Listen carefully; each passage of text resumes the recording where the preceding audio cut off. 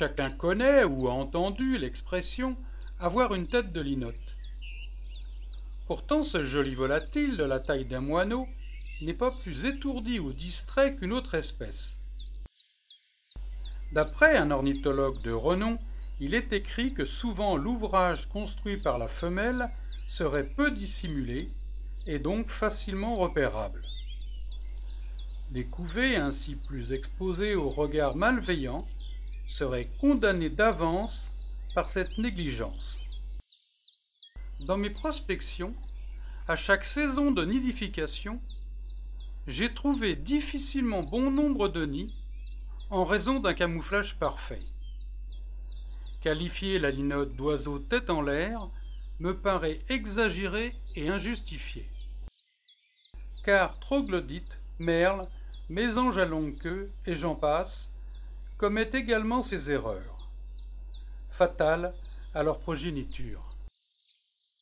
L'inexpérience de jeunes couples serait-elle plutôt une explication tout simplement?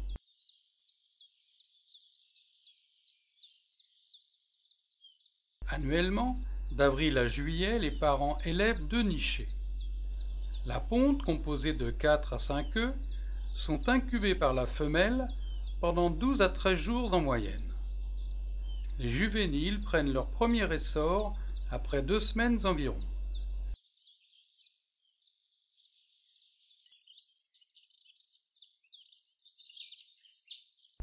Pourtant abondant, l'oiseau passe la plupart du temps inaperçu.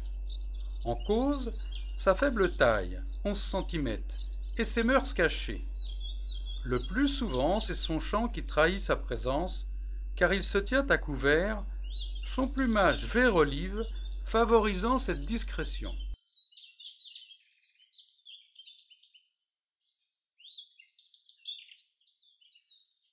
Quasiment posé au sol, trouver son nid est un vrai défi, car il se fond dans la végétation dense.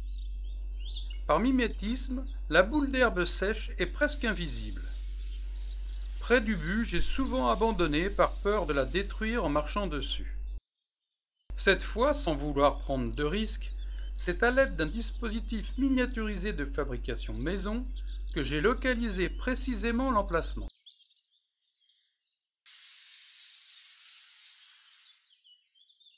En avril, après 4 à 5 jours de travail intensif à construire, la femelle dépose 5 à 6 œufs sur la garniture de plumes. Elle est seule à couver. Elle s'accorde des sorties fréquentes pour s'alimenter pendant que le mâle chante à proximité. 14 jours plus tard, à l'éclosion, il participe la première semaine au nourrissage. Ensuite, la mère s'en charge. Ils quittent leur petit berceau devenu trop exigu, âgé de 2 semaines. Avant de prendre leur indépendance, les 6 juvéniles vont volter durant 8 à 10 jours dans les environs immédiats, en mendiant avec insistance leur béquet auprès des parents, par de petits cris répétés.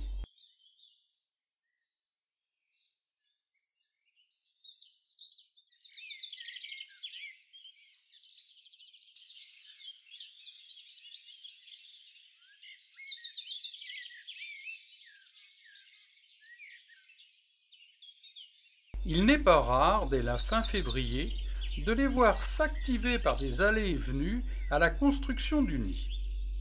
C'est l'une des espèces les plus précoces à préparer sa reproduction.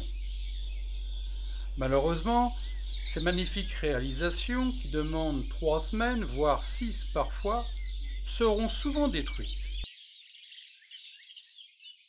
La végétation encore endormie ne suffit pas à dissimuler complètement cette grosse boule ovoïde d'une vingtaine de centimètres. Contre les troncs couverts de lichen, le camouflage est efficace. Par contre, dans cet arbuste, par exemple, il attire plutôt l'attention. Cette nichée est chanceuse. Moi également, je dois bien le reconnaître.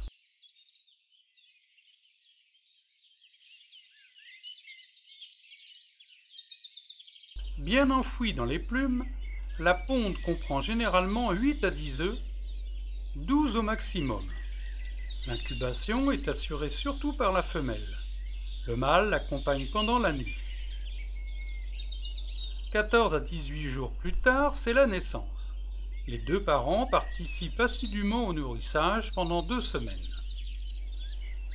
Bien emplumées, les parois du nid commencent par céder sous le volume. C'est l'envol.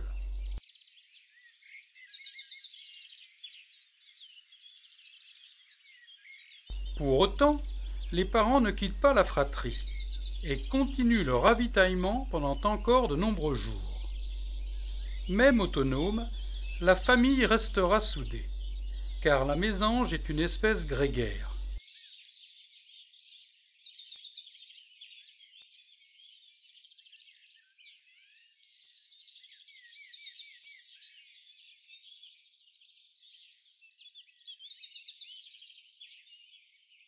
Il n'est pas encore prouvé qu'il y ait 2 couvées effectives annuelles.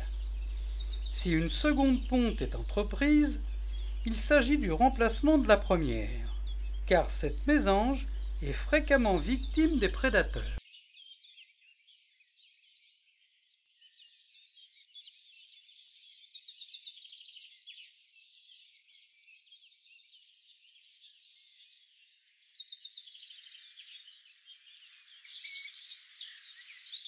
L'hiver venu, ces familles regroupées viendront visiter nos mangeoires pour notre plus grand plaisir.